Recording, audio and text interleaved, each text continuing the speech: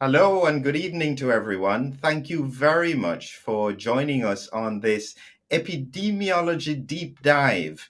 After our conference last week, I realized that there was so much more information that needed to be discussed that I thought to myself that was so important for me to bring some of these epidemiologists back with us so that we can take an international look at what is happening across the world with regards to the pandemic.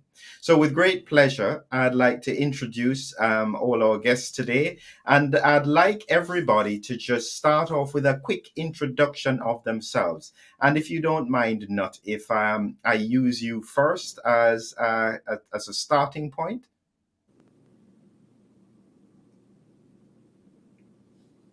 Yes, go ahead, Nut. So I've been an epidemiologist for 35 years, starting in Tübingen, predicting originally correctly that HIV would never spread among Caucasian heterosexuals. I then was teaching epidemiology in Egypt and Lebanon and other places. And then I went to New York and was head of biostatistics, epidemiology, and research design at the Rockefeller University. And now I'm heading a company using genetic data to come up with new treatments for different diseases and prevention strategies for different diseases. Wonderful. Thank you, Nut. And we have Amitav here as well. If you can unmute your mic, Amitav. Good evening. I am Dr. Amitabh Banerjee. 27 years I was in the Indian Armed Forces, 20 years as a field epidemiologist, and 5 years I was heading the mobile epidemic team of the Armed Forces. I investigated outbreaks of communicable disease, respiratory disease, waterborne disease, malaria. For the past 17 years, I am leading a more quiet life as an academician. I am professor and head of community medicine and epidemiology in a medical school in Pune, India. And we have been associated with the COVID work given to us by the district authorities. And that's all we are doing, field surveys, sero surveys, contact tracing. And I'm glad to be here again. Wonderful. Thank you, Amitav. And Shankara? Hi, Philip. Hi, everyone. I'm Dr. Shankara Chechi. I'm a natural science biologist and a general practitioner in South Africa on the front line seeing COVID patients. I've had a hands-on experience with COVID through this pandemic. Wonderful, wonderful, wonderful to have everybody here today. And what we're going to be probably trying to do is to quickly get an overview as to what's happening across the world.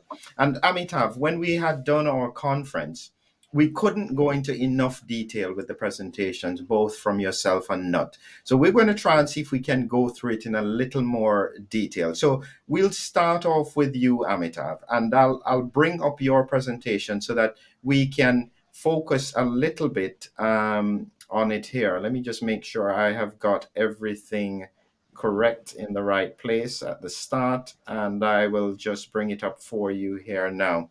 Great. Is that about the right place to start? We can start with the next slide.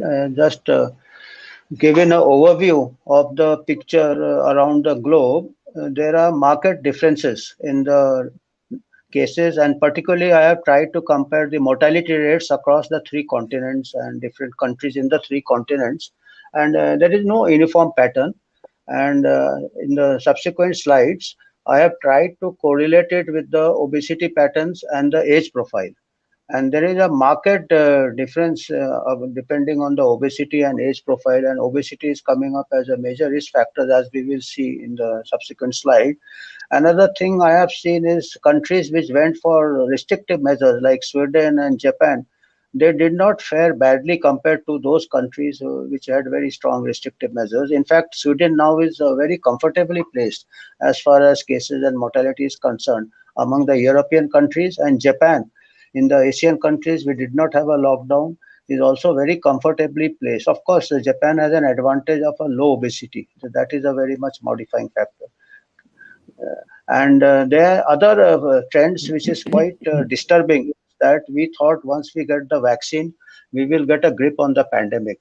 But country-wise data, the ecological data, that the different countries, particularly the Asian countries, I have got data, after the rollout of the vaccine, because particularly Sri Lanka, I was following Sri Lanka because it is neighboring to India.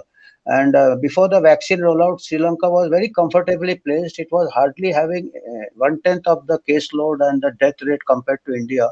But after the vaccine rollout, the cases also climbed sharply and the death rate also climbed sharply. We will see the trend. This data from the public domain. And can I have the next slide, the three continent slide? Uh, Yes. this one, this if you see, the red are the American and European continents, the green are the Asian countries, and the blue are the African countries. And the first column is the age, median age.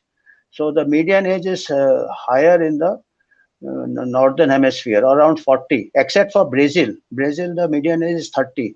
And Brazil is a very interesting example. With a lower median age, it has got a very high obesity. Second column is the obesity. These two are coming out as major risk factors.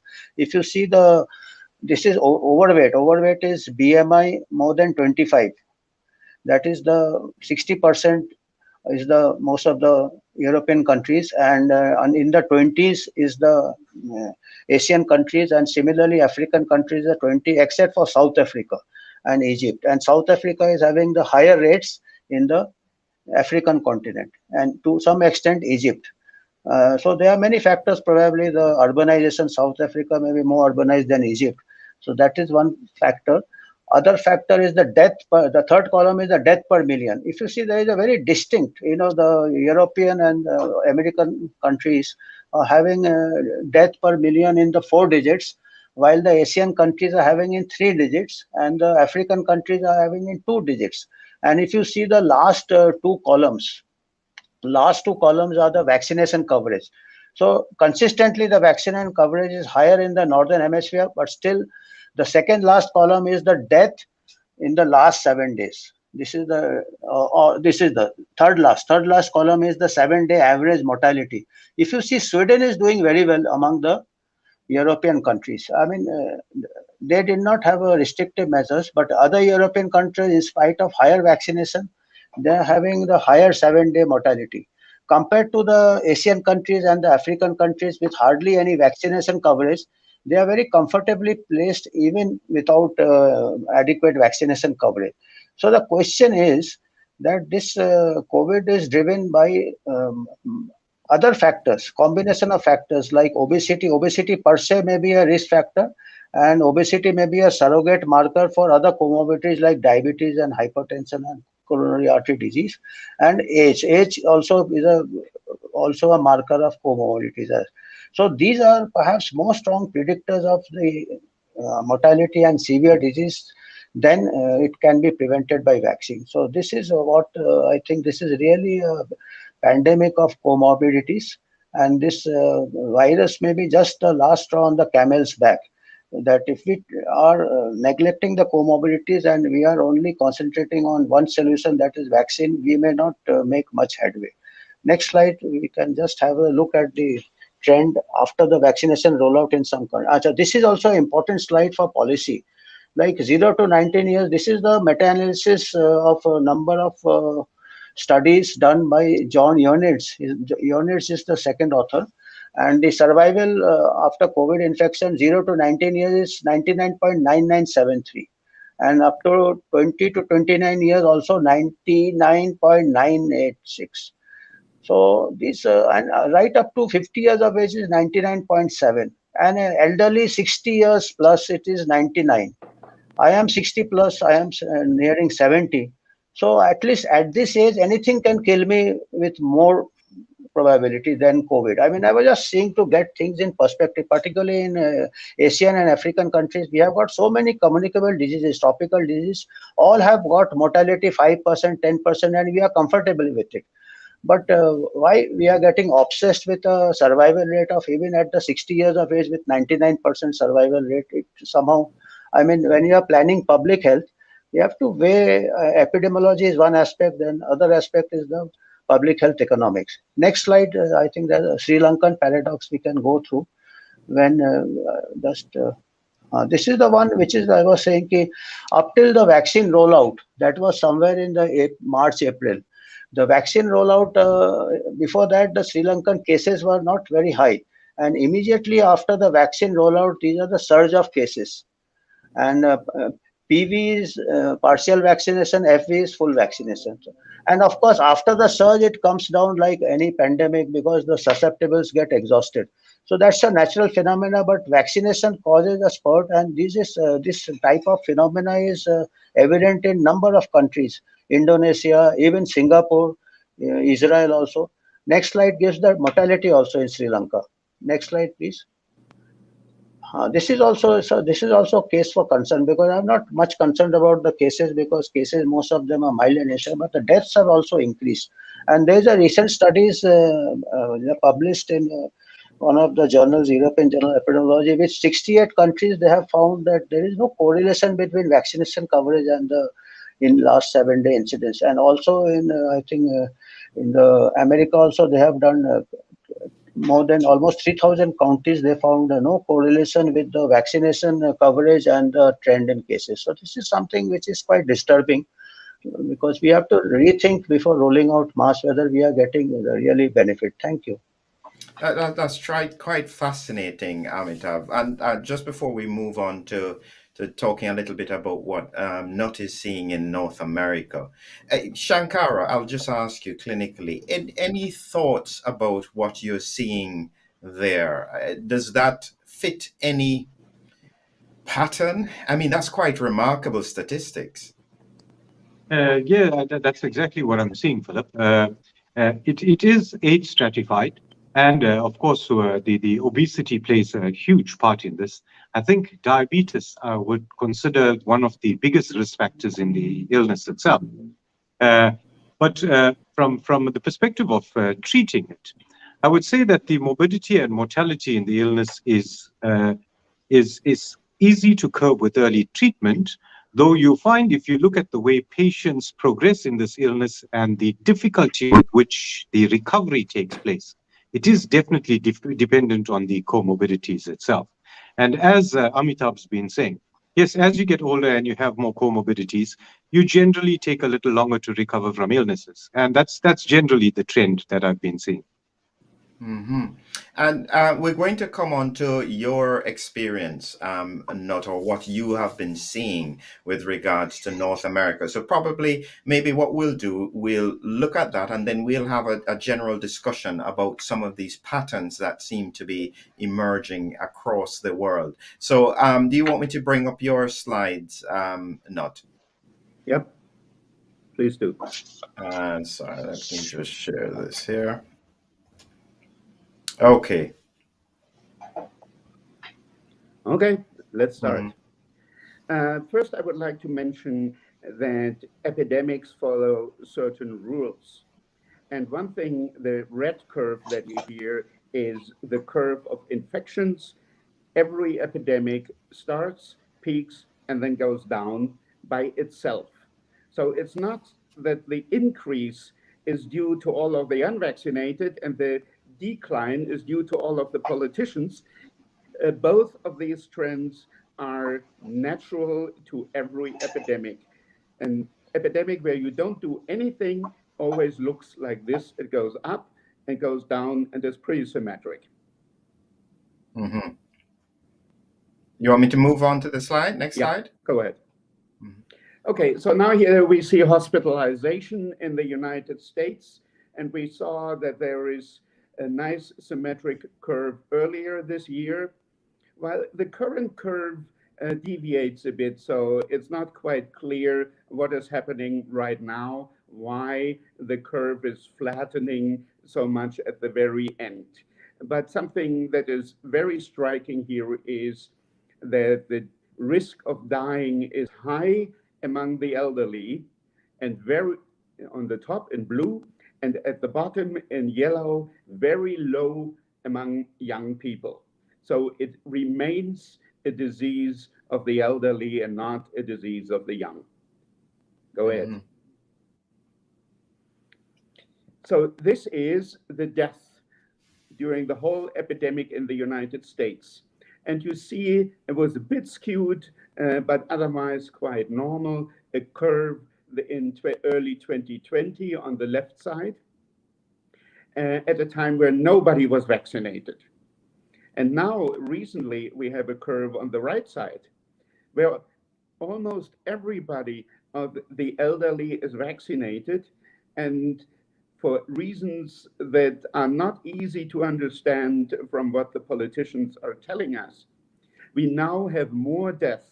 The curve is wider, much wider than it was earlier. We have more deaths, even though the vast majority of people who are at risk are vaccinated. And if 95% of people are vaccinated, even a disease like measles could not spread anymore. This is herd immunity. Go ahead.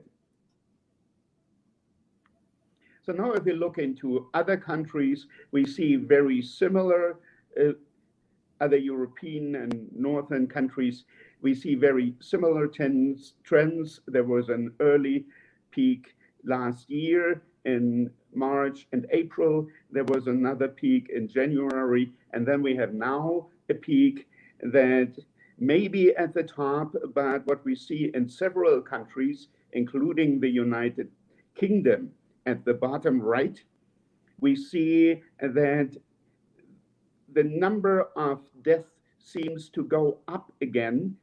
And that is something that you would not see with a simple epidemic. So it may be that new strains are coming. We don't know yet, but it is a very surprising fact that we don't have that typical bell-shaped curve or bell-shaped curve, that we have something that is wider and goes on, and we don't know why yet. Mm-hmm. But it doesn't seem to depend very much on vaccination. This is it's difficult to how do I start with this then? We are at a point here now in the pandemic where we should see success. Is that about right? Is there? Well, I'm trying to understand is, have we given it enough time in order for us to say that we have reached a point of success with regards to our strategy with vaccination? Well, whenever we do lockdowns or other forms of mitigation, we are flattening the curve. That was the original argument last year why lockdowns started. The purpose was to flatten the curve. And if we are flattening the curve, it takes more time. Mm-hmm. And so, in effect, then, because you were one of the advocates, not that we shouldn't have locked down, but we should have left the. We should have at least have reopened as it was promised by our politicians after 3 or 4 weeks, when we had the data showing that the hospital system would not be overwhelmed, at least not in the United States and in Europe. All right. Here's a question that I want to put to Amitav now. When the Delta variant kicked in, and this was in about January, are we just seeing a new variant that has evaded the technology of the initial vaccines, and that an updated vaccine is likely to do better? Would that be an unreasonable perspective, Amitav? Delta variant in India was detected somewhere in October last year. And then the curve came down. January, February, it was almost touching the baseline, and Delta variant had just kicked in. And then March, the vaccination was rolled out. And just after the vaccination was rolled out in March, there was a huge surge, 4 times than the first wave in India, which took everyone unawares. And that was due to the Delta variant. And I was just wondering whether Delta variant was always there before vaccination, but perhaps the previous variant must have kept it subdued, and vaccination was against the earlier variant, and that Delta variant perhaps got a opportunity to thrive and multiply and And subsequent variants are more contagious. They need not be more lethal. And then there was a panic actually because of the huge surge. And the fear factor, the population fear factor was very high throughout the pandemic. And I I would was like to just, I add think, something, and that is yeah, that Go ahead, Nat. we have Yeah. not only one Delta variant, we have more than 25. yeah. So What we have does a that? huge variety of Delta variants, and right now, what is worldwide spreading is the AY4 variant of Delta, and others are likely to come soon. Hmm. So, And And that may actually be that we have all these different Delta variants, maybe the reason that the recent curves look more flat than the previous curves. And so then it would beg the question then that if we just updated the vaccines, which would include the Delta variant, should we not see more success to control it? And that would almost support the booster thinking in terms of using booster vaccines. Well, but what these we boosters are, know already from influenza is that these viruses vary a lot. Now, influenza varies only randomly, and even that random variation makes it very difficult to come up with a vaccine at the time where a new virus is spreading. The COVID variants haven't randomly varied. The Delta is the first where the selection was influenced by the presence of vaccines, and whatever is the next virus that will spread will have been evolved to specifically be resistant against the vaccines that we have.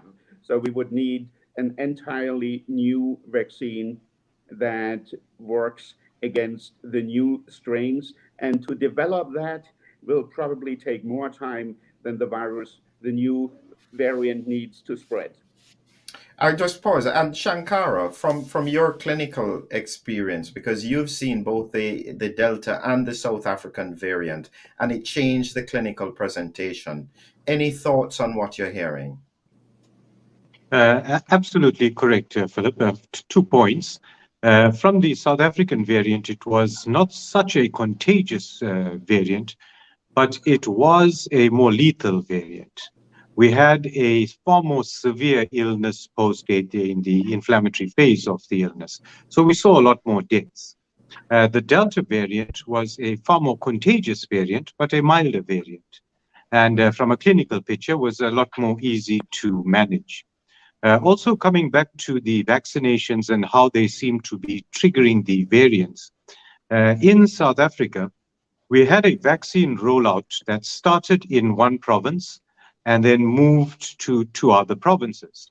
Now, it started in a province called Gauteng, and then we moved on to vaccinating in the Western Cape. And then the third province to be vaccinated was KwaZulu-Natal. And what we found was the surge in cases in the Delta variant followed that exact pattern. Gauteng was the first after vaccination to have a surge in cases. Then the Western Cape had a surge in cases. And then KwaZulu-Natal had a surge in cases. So, yes, I've also noticed that the vaccination seemed to be followed by an increase in cases, which might be that we're selecting for for variants that can evade the vaccine and so spread through the community a little more easily. Hmm. This is probably a good time, Amitav, to see what's happening in some of the other countries across the world. So I'm going to bring up your slides again in a second, just to see that global pattern that seems to be occurring. This is in Malaysia. Malaysia, same picture. Before the vaccine rollout, the cases had come down, and after the vaccine rollout, again there is a surge. After the surge, it comes down because susceptibles are exhausted, whether by natural or vaccine induced. And similarly, the deaths in Malaysia also. If you see the next slide, these are the cases. Next slide gives you the deaths in Malaysia. Again, there is a surge after the vaccine rollout because large number of cases. So they were doing pretty comfortable before the vaccine rollout. So this mass vaccination, one has to pause and think so much resources and whether to go for selective vaccination or for mass vaccination, because like if the strain keep changing, you have to manufacture very fast, as Nut said, to keep up with the pace. You will be always one step behind. The vaccine will be one step behind. So if you have a small target population to vaccinate, you can update it faster. And it's the money also, and the resources, and the panic, and so many things. Next slide again, I think it's Indonesia. Next slide is Vietnam. Vietnam, similar picture, that they were always at the baseline, but after the vaccine, I don't know countries which didn't have cases why they went for mass vaccination, and that some beats me. And the deaths also, the next slide would be the deaths in Vietnam.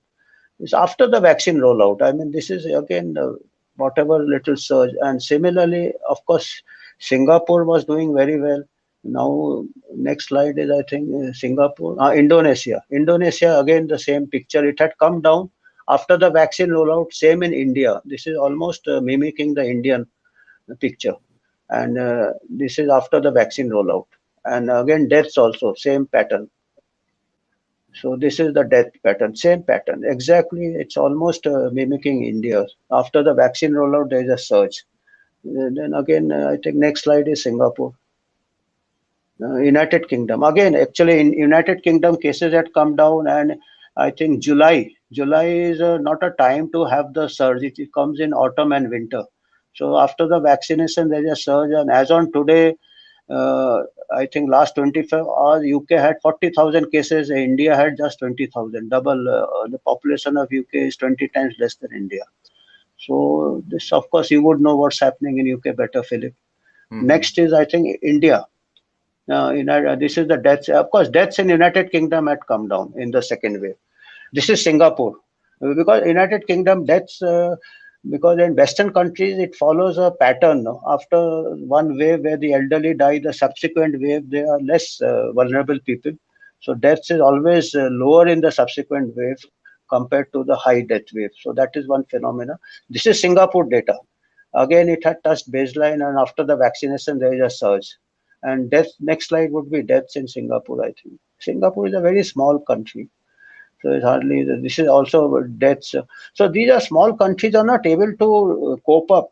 70-80% vaccination coverage, and I am really concerned. A country of India size, 136 crores, how much investment it is spending, and whether it will get the returns. The question is not investment, whether it will get the returns, or it is going to. I mean, it's something which is quite. Now, I think next slide is India. I think India again.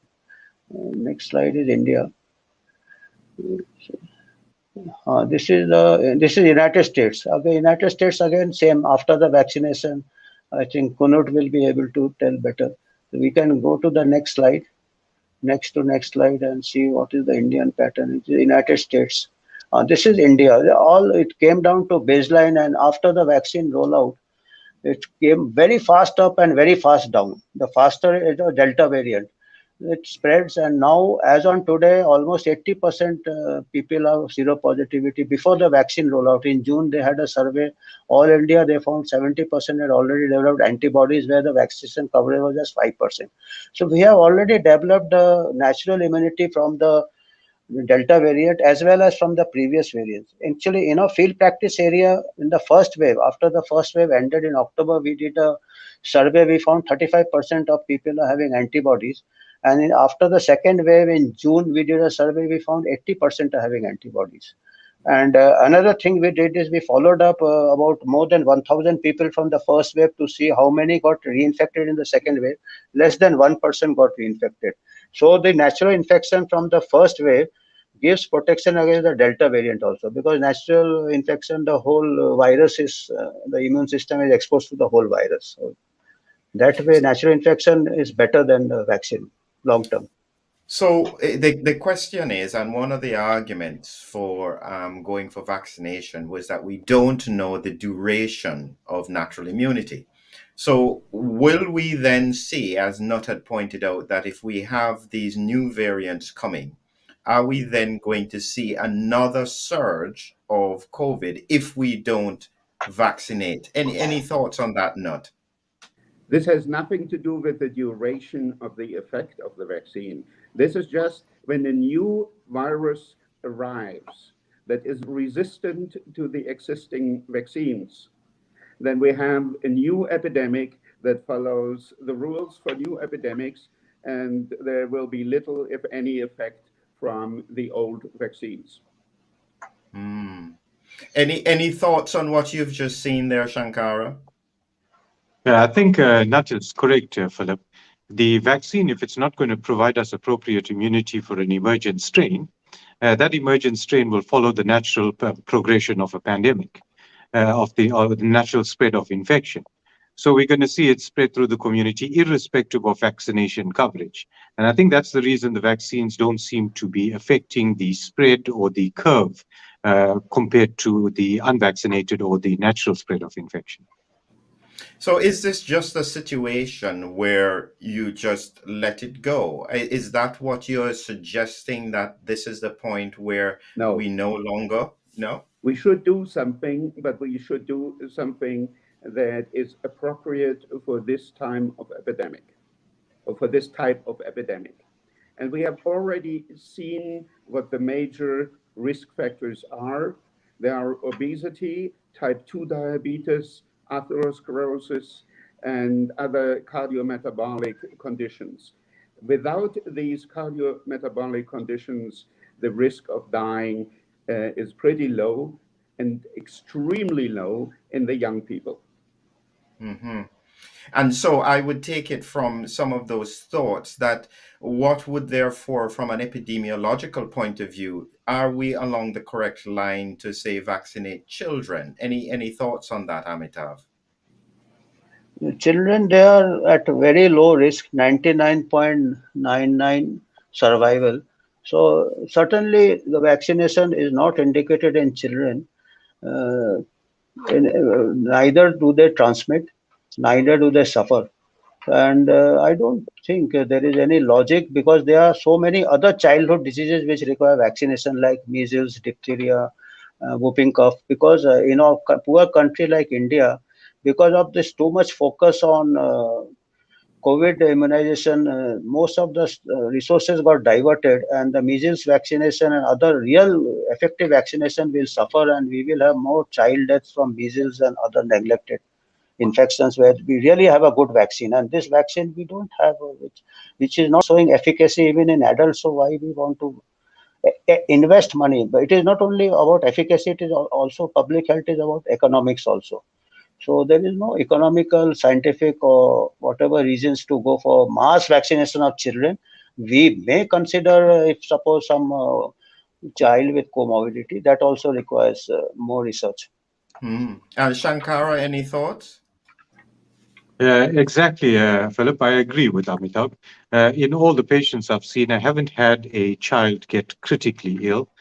They don't go into the second phase of this illness because of their poorly developed immune systems. So I don't see the reason to vaccinate children. They do not spread it as much as we suspected.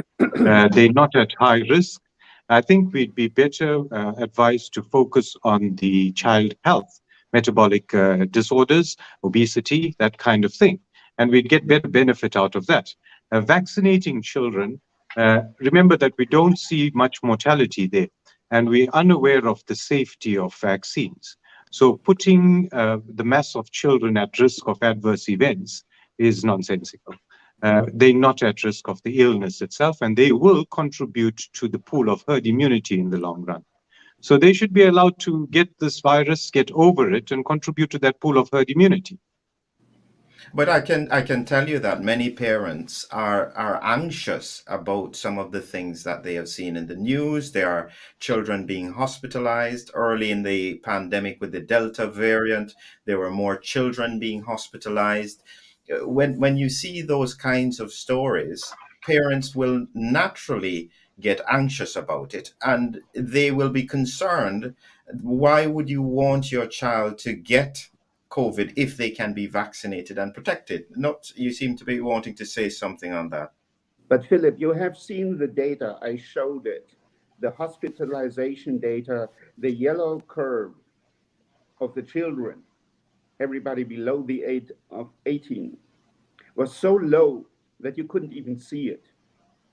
It is not an epidemic of children. It continues to be an epidemic of the elderly, but many of the elderly of the highest risk people have already died, and so they cannot die again. And that means that even the small number of children is now a larger proportion of the people who die. Yeah, and so here's an interesting question that Aditi has asked: should therefore schools reopen in this situation across the world where we still have virus spreading? Is that the appropriate thing to do? Are we supposed to now just accept that children should get COVID-19? Well, Philip, children not here, only, sorry, go ahead. sorry. No, you go Children ahead, not Nat. only don't get it, they also don't spread it to the high risk population. We don't have homogeneous mixing, as the term is called. It is not that the majority of the elderly people every day plays somewhere in a playground with small children. This does not, the elderly and the children live relatively separated lives.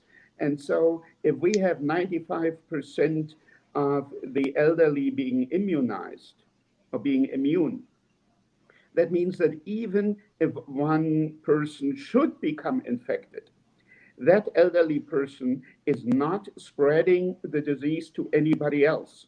So even now, or now that if somebody gets infected in a nursing home, nobody else will get infected because of the high level of herd immunity that we have among the elderly. Mhm.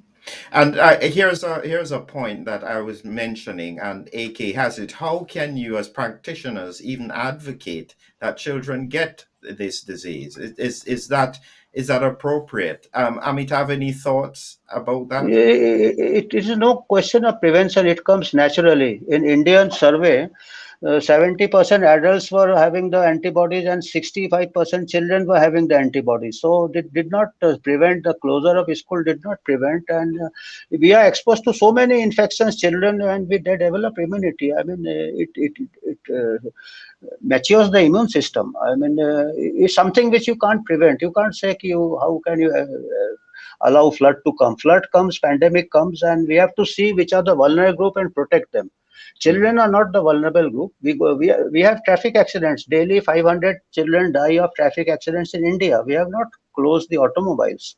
So in deaths, hardly any child dies of it. So if the common man, the parents should see the relative mortality, which are much more. We are having dengue in our country where children are dying every day. Japanese encephalitis in our country, the neglected tropical diseases, and we just can't afford to go for where no child is dying of COVID. I have got the comparative data.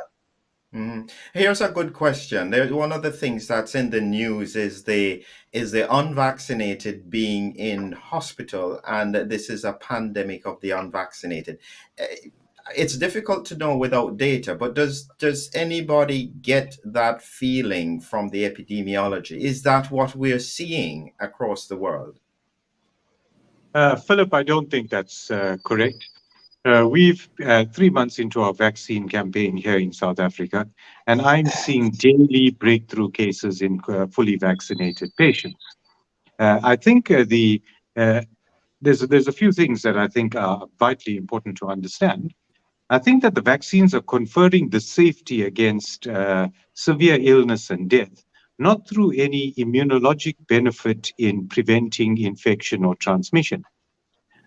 We know that it is an immune mediated reaction to spike protein that tends to cause the mortality and morbidity.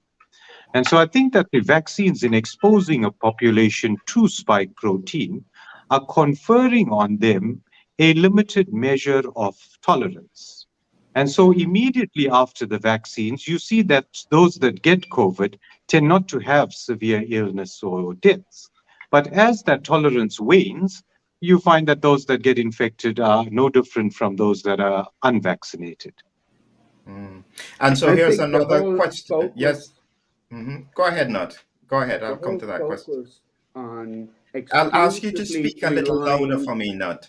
on, Can you come a little closer to your microphone? okay, Yeah. the whole focus on relying exclusively on vaccines, I think, is misguided. And if we are looking into the epidemiology, if we are looking in particular at the comorbidities, I think we have a much better way of dealing with the problems in addition to the vaccines that may be useful for some populations.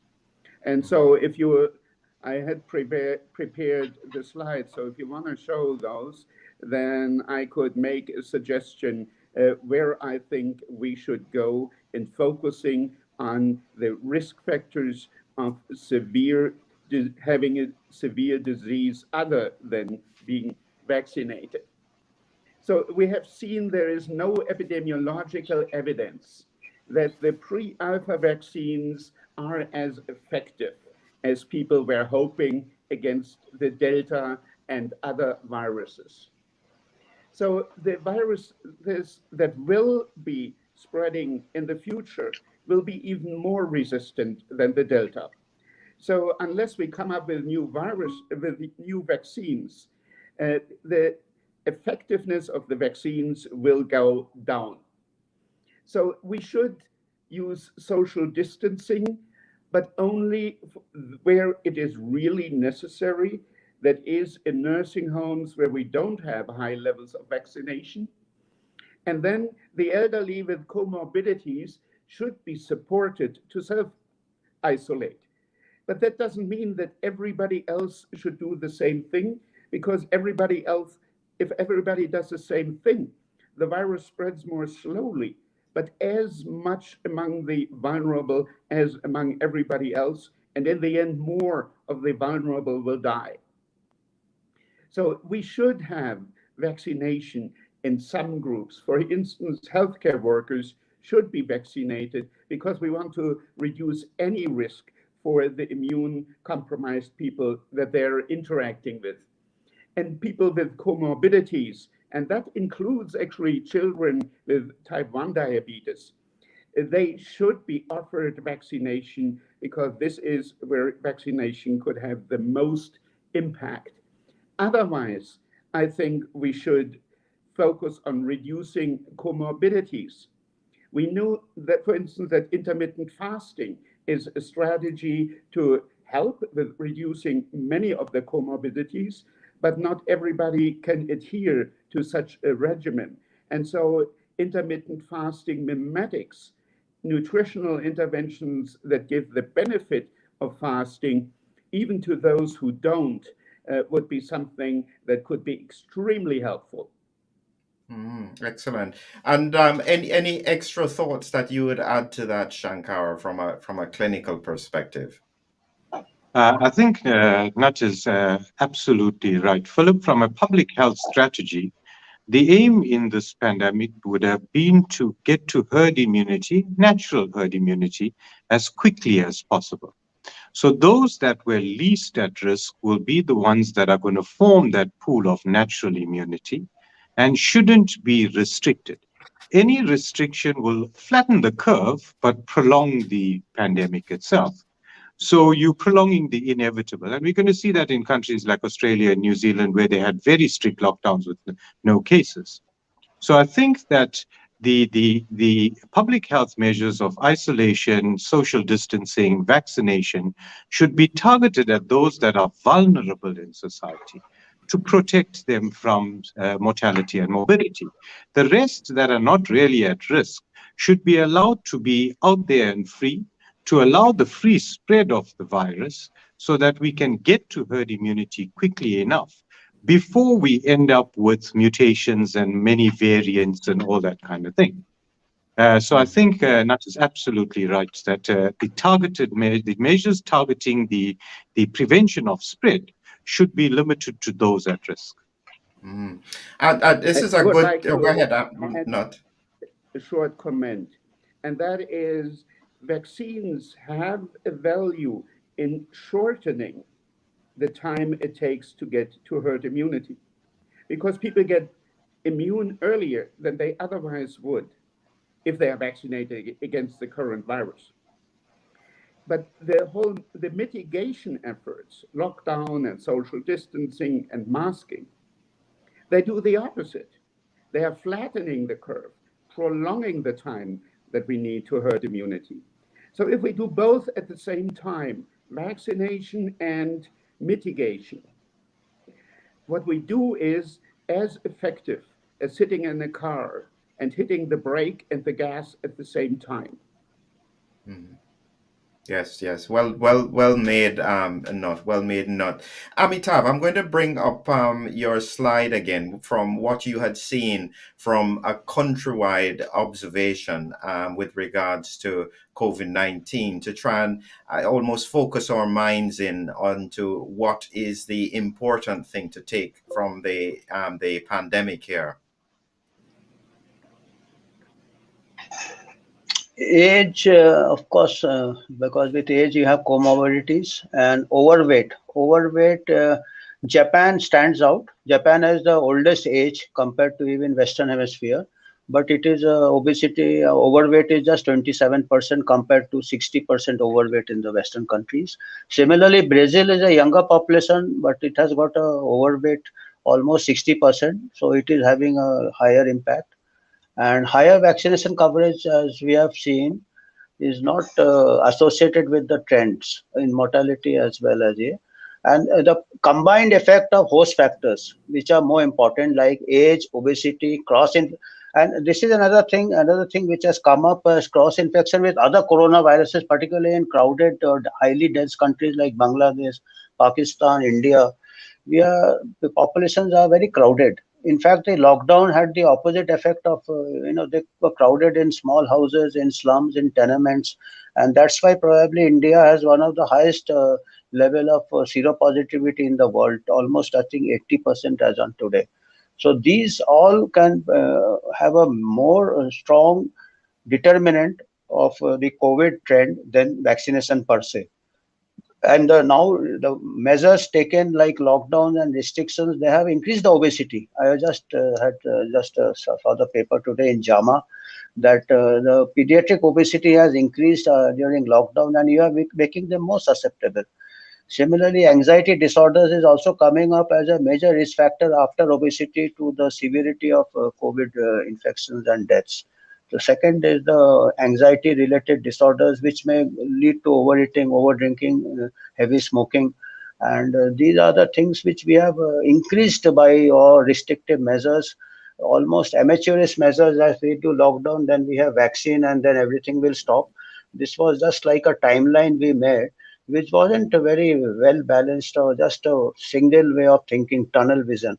Whereas the other factors like obesity, and other comorbidities, other health services were suspended. People were afraid to go to hospital for their diabetes checkup. People were afraid to go for their cancer treatment. So all this perhaps increased the impact of COVID will also increase, and particularly in developing countries like India, child malnutrition has increased because of loss of employment. Mhm. So So it looks as though, you see, hindsight is always 2020, and it's easy to look back and say we should have done this better. Sometimes, say for instance, with regards to lockdown, I can say that I was one of those people who thought we should have locked down because at the time when we were early in the pandemic, we needed to protect the vulnerable. We didn't understand the disease. That was the first wave. The second wave, you could argue that we had learnt a bit more, but just the same, the anxiety of the public would have driven governments to need to lock down again. Here we are now. Are we on the brink of a third or fourth wave? And I still Yes. don't know. Yes, and not what are you going to say to a government? How is a public health organization going to Okay. allow I would deaths? like you to go to the slide 11 Hold on one with the second. diagram, I'll get because it it up. shows the two things that we can do with today's nutritional interventions to achieve what the vaccines were supposed to achieve, but don't really. And the one, So the one thing is the next one. So this was my contribution in 2020 that I published end of March, where I was arguing against lockdowns. Now the one before that, this one.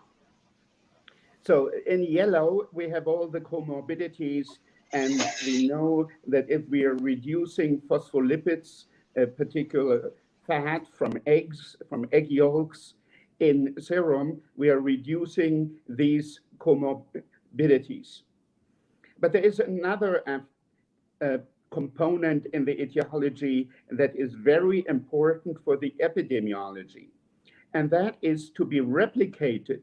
The virus encircled in red here needs to enter a cell to be replicated. And the virus cannot do that by itself.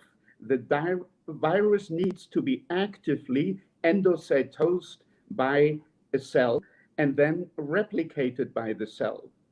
And what we found out through genetics and then through other methods, we can reduce endocytosis or reducing phospholipids in serum also reduces endocytosis. And if we are reducing the uptake of viruses by only 10% for each of the 7-hour replication cycles, we have reduced the number of cells that get infected during the 5-day incubation period by 80%. And this is achieving the same thing that we want to achieve with vaccines, and that is reducing the severity of the disease on the very right side, but also on the very right side in red. We are reducing the ability of people to spread, because if they make fewer viruses, they have fewer viruses to spread. So we have a strategy, and we know how to do it to reduce both the spread and the severity of the disease. And if we are reducing both of those, we have turned COVID into a minor annoyance rather than in a threat to the whole society. It brings a question that is a very controversial question, and I was involved in this discussion recently about ivermectin. So many countries are using ivermectin, and I think specifically about a presentation that I saw from Honduras, where they used it as a national strategy, and they had found it made a huge difference. Could something like ivermectin be having that kind of impact with regards to spread of disease? Any thoughts? Not? You want to go with that first? No, it could not. First, it's a treatment. It's not a preventive intervention. Ivermectin has been used for twice within a 2-week period to first kill the first generation, the current generation of parasites, and 2 weeks later, the next generation. It's very effective. And if you use it like that, it will help a lot. But we have no good evidence that it's working against viruses, which are very different from parasites, small animals that live very proactively. Viruses don't live. So the whole mechanism of action on which ivermectin is based as an anti-parasite medication has no impact on viruses. And how that is supposed to work on viruses is very unclear. And we have recently, a paper was published in Lancet, I think it was, where a whole group of people have reanalyzed the quality of previous studies and found that these studies were mostly of very low quality, and 2 of them are currently being retracted because the criticism was so severe. So I don't think that we don't have good medication against any virus disease, with the only exception of hepatitis C. And it would be very surprising if suddenly something would be found against this very dangerous coronavirus that was never found against any other virus. Just remember, if you have a flu and you treat the flu, it takes 7 days. If you don't treat it, it takes a week. Yes, and so in terms of that'll take the ivermectin point a little further. And Amitav, one of the things, and we have discussed this before, um, ivermectin. When we look at what happened, say for instance in India, and somebody had raised the question about Uttar Pradesh, the difference between the districts and the use of the ivermectin. Can we completely discount it, Amitav? Any thoughts from a real world perspective? These are actually correlational studies, so it is very difficult to really establish.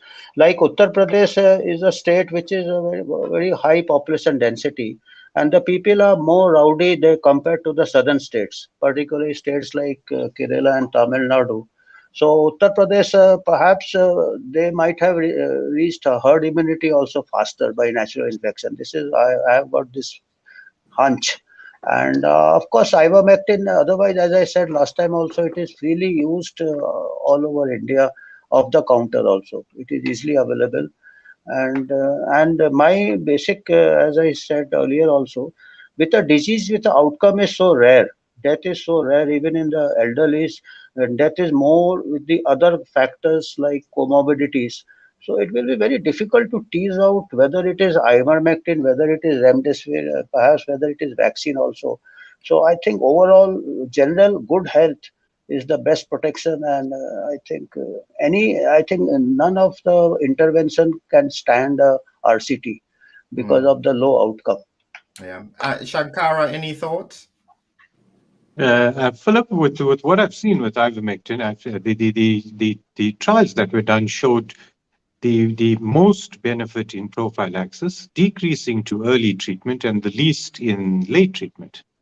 Uh, from the clinical perspective, I've always used ivermectin for its immunomodulatory benefit rather than any antiviral activity. I think the immunomodulatory benefit is well documented. And so I use it generally in the late stage when the immune mediation is more important. And we have a host of medications that can perform that same task.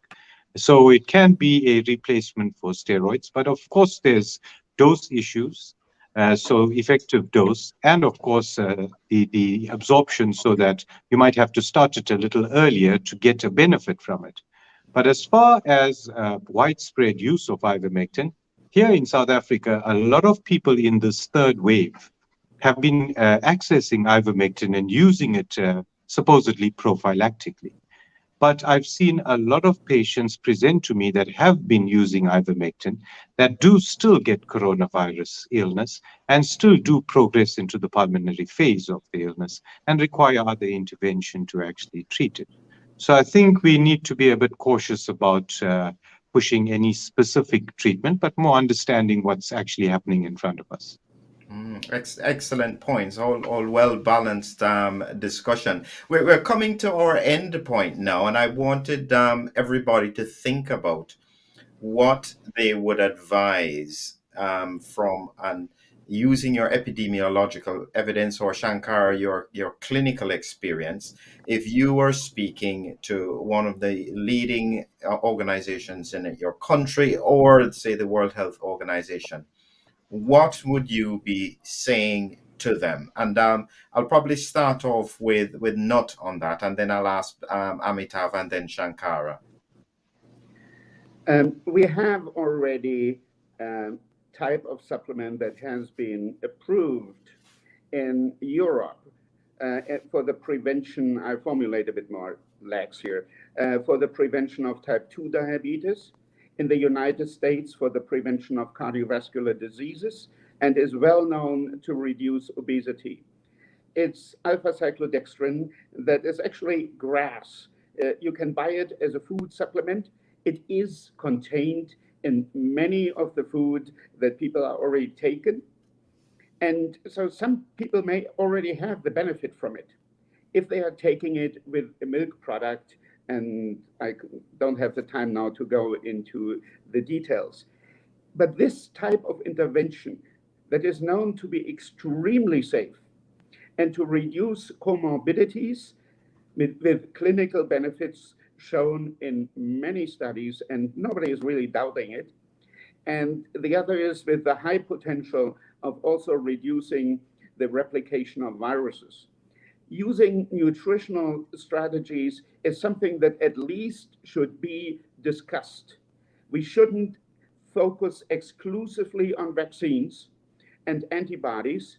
We should also include strategies that can more easily and more widely spread across the world, even if pharmaceutical companies are not making that much money with it. Right. And Amitav, your thoughts? I think as far as India is concerned, it has already reached herd immunity by natural infection, and with our competing other tropical diseases, the COVID should be taken as any other disease in its stride. It should not too much resources not warranted, particularly mass vaccination. Though even one dose has been given, that one dose is as good as two doses because majority of the population already have got natural infection. So, but anyway, they are going ahead with the whole world, whatever the protocol, two doses. But I don't think it is going to be endemic disease like any other viral disease or the seasonal flu. So, in the long run, I don't see any special measures would be required for COVID. Hmm. And Shankara?